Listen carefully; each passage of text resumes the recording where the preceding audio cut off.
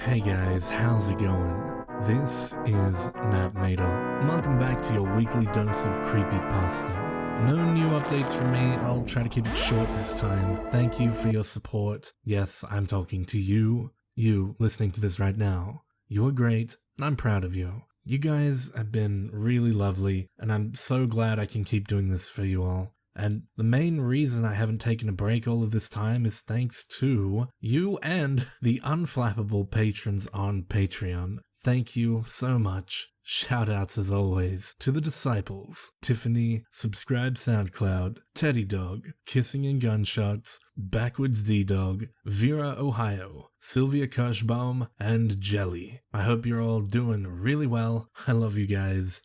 Now, as always, turn out the lights, get comfortable, and let the story begin.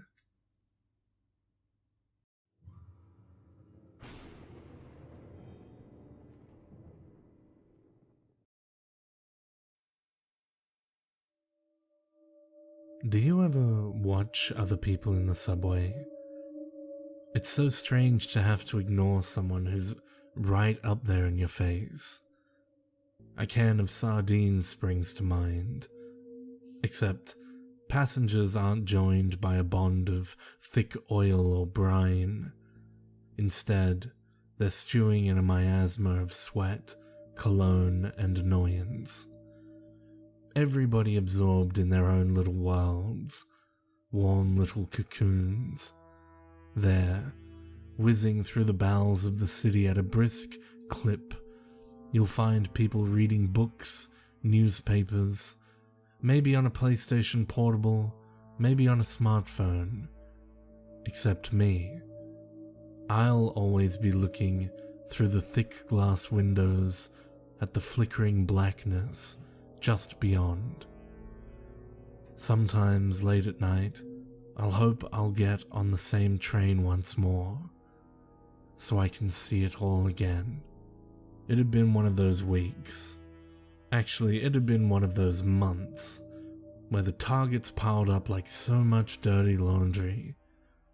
The boss was on my case, miserable balding fart with his mortgage and his European sports car, riding us all for another bullshit project for some client across the country.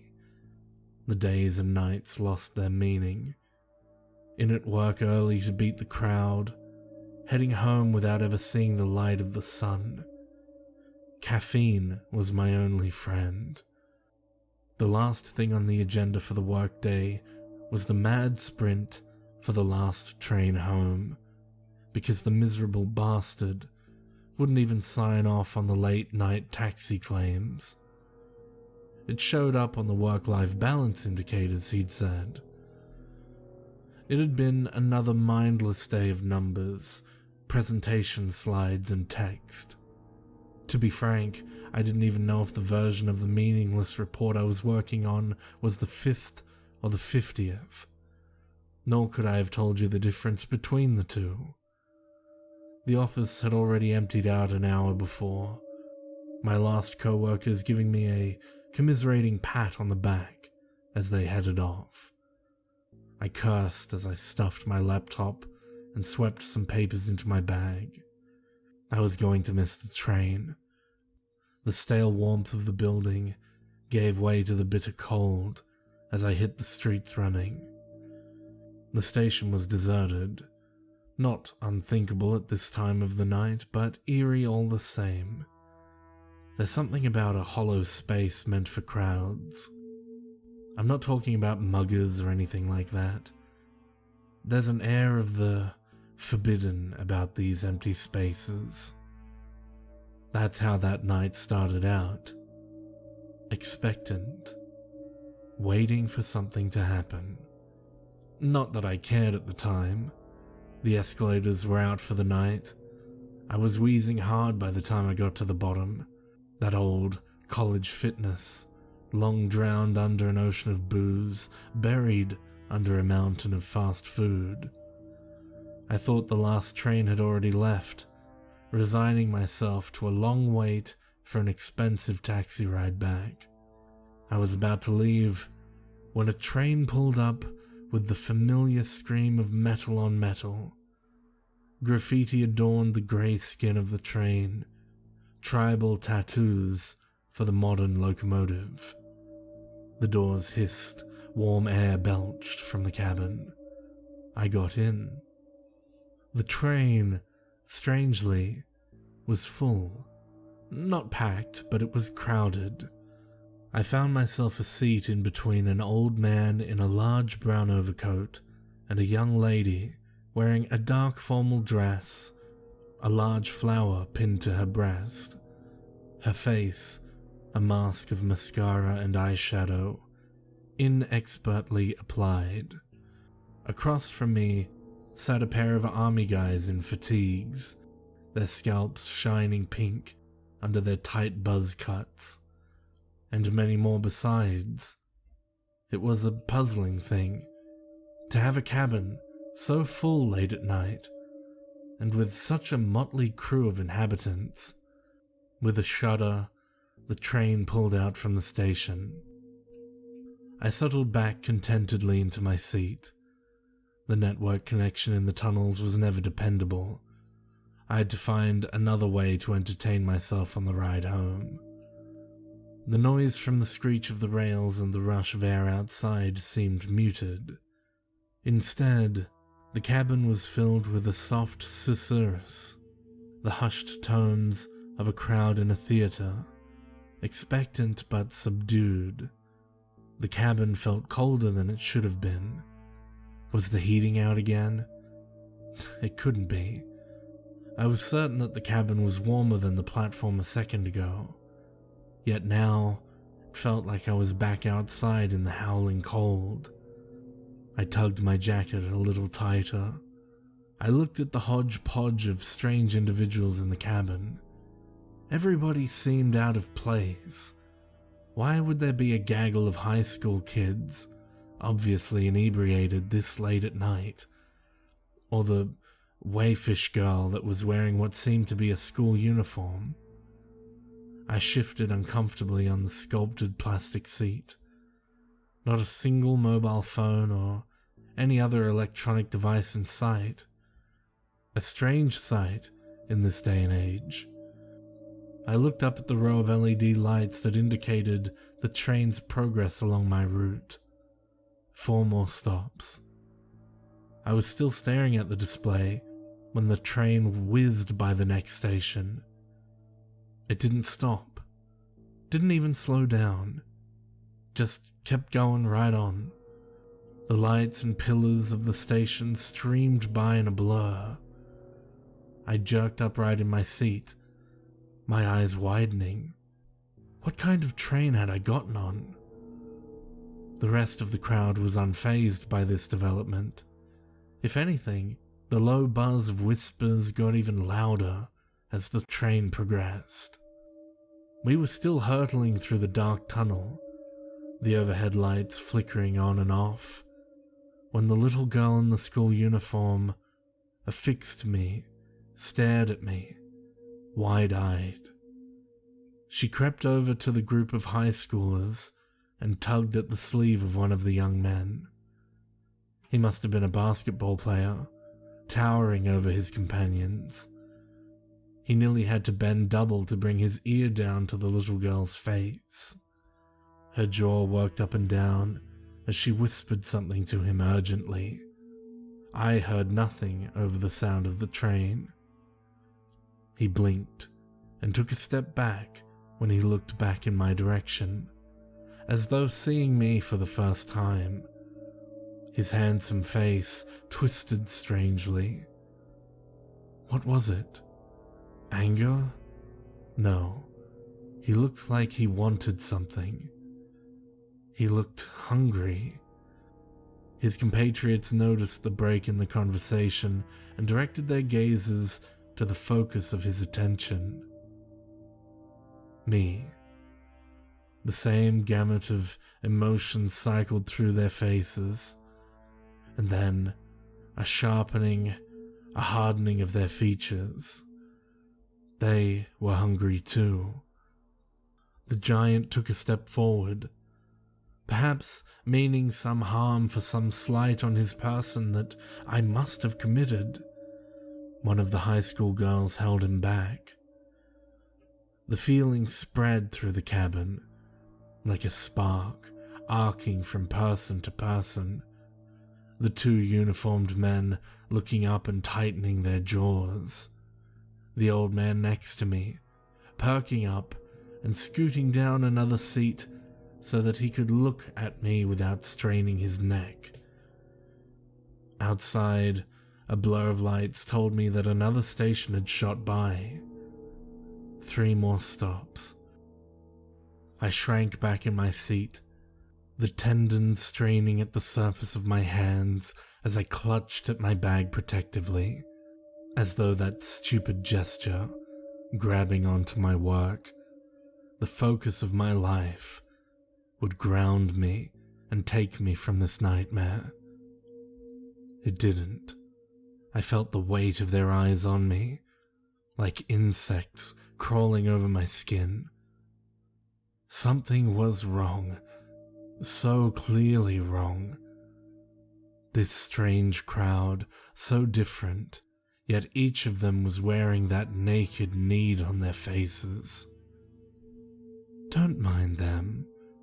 They're just jealous of you. The young lady by my side.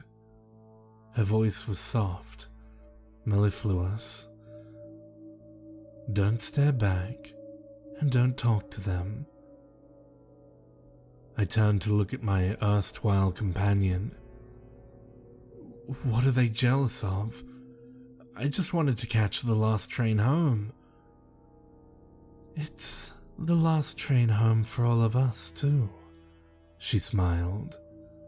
She was very pale, very beautiful. But not all of them want to be here.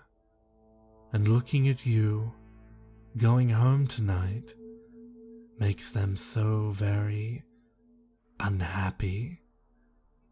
Where'd they all come from? Was there a convention? A meeting? I cast my eyes around the cabin again, but was stopped halfway by her strong fingers on my chin. Her fingers were icy cold.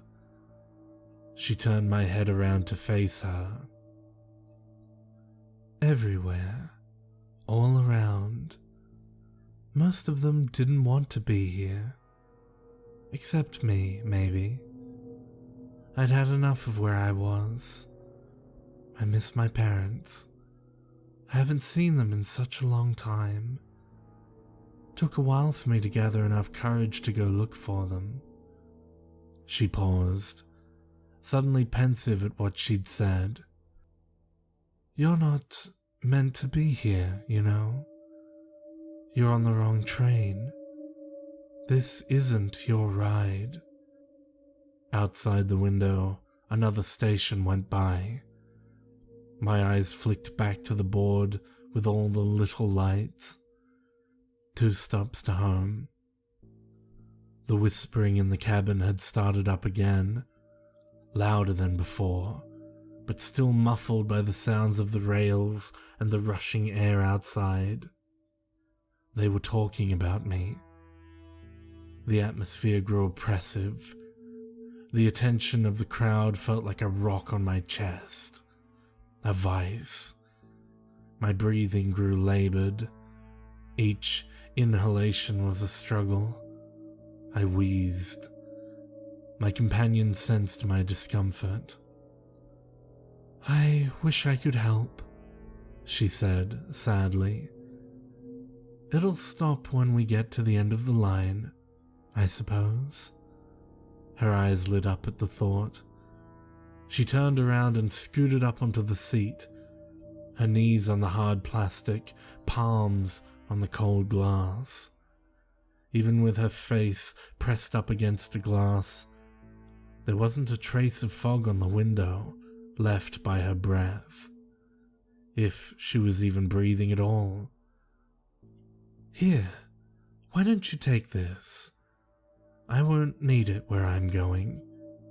She fumbled at her dress, detached the white flower, and pressed it into my hands.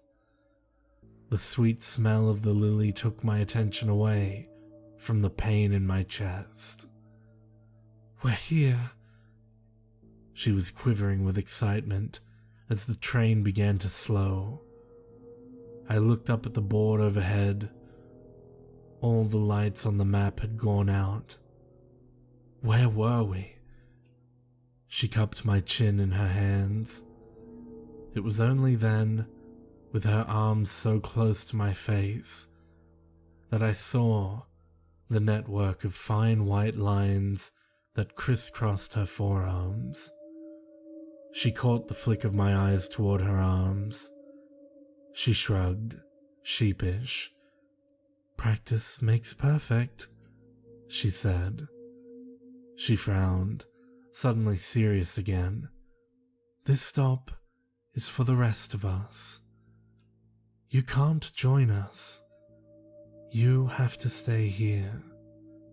She leaned forward quickly and gave me a kiss on my cheek. Her cold lips burned like an ice cube. The people in the cabin quickly turned their attention to the approaching platform. I felt the weight on my chest ease. The whispering grew to a crescendo as they pointed and chatted excitedly. The platform drew close, and what a sight it was. I didn't recognize the tiles or the posters. I must have taken this train 1,000 times. I could have closed my eyes and named every station in order, and the time between stations if I wanted to. And yet, I was lost. There was nothing on the platform that helped in any way. No signs, no directions. What the platform had was people, a milling sea of heads and faces, all expectant, all eagerly waiting. When the door opened, it let in the roar of the crowd outside, shouts, shrieks and yells, and tears. So many tears. The passengers burst out of the train, throwing themselves into the waiting sea of people. I saw one of the army boys embracing an older gentleman, also dressed in military fatigues. None of that new-aged stuff, that pixelated camouflage. This was old school, with big green and brown blotches. The resemblance between the two was clear. They parted. The younger man introduced his father to his compatriot. The older man hugged him as tightly as he had hugged his own son earlier. The group of teenagers whooped and leapt as they pushed through the crowd, seeking some new adventure for the night. I caught a last glimpse of the blonde locks of the basketball player as they vanished around a corner. The old man that was sitting by me had found an elegant-looking lady in her 30s. Her light sundress looked out of place for the biting cold of winter. Or had I mistaken the man for someone else? I looked again and it wasn't the old man anymore, but a young couple, laughing in the prime of their lives. No, it was the same coat, and his features, lined with a jealous greed scanned moments ago, were now lit with a fierce joy. Just as the train doors hissed shut, I saw the girl that sat next to me on the train. She was in tears, with her arms around a well-dressed couple. She waved at me as the train pulled out of the station, and I waved back. My legs shook as I got off the train at my stop. The platform was reassuringly deserted. I watched as the train screeched into the distant darkness of the tunnel. I gingerly touched the numb spot on my cheek where the girl had kissed me.